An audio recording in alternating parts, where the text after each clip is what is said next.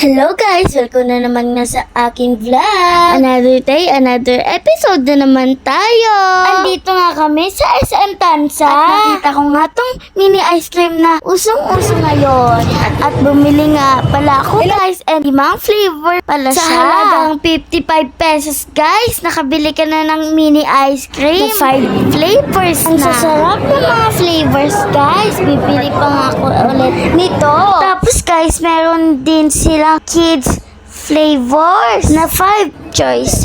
Tapos may adult din na choices. Pero guys, pwede din mag-combination. Yung kids choices and the adult choices. Nasa inyo lang kung anong gusto nyong flavors. I-try nyo na din guys. Itong mini ice cream guys. Dito lang yan sa SM Tansa. Thank you for watching. Bye-bye. Please like and subscribe.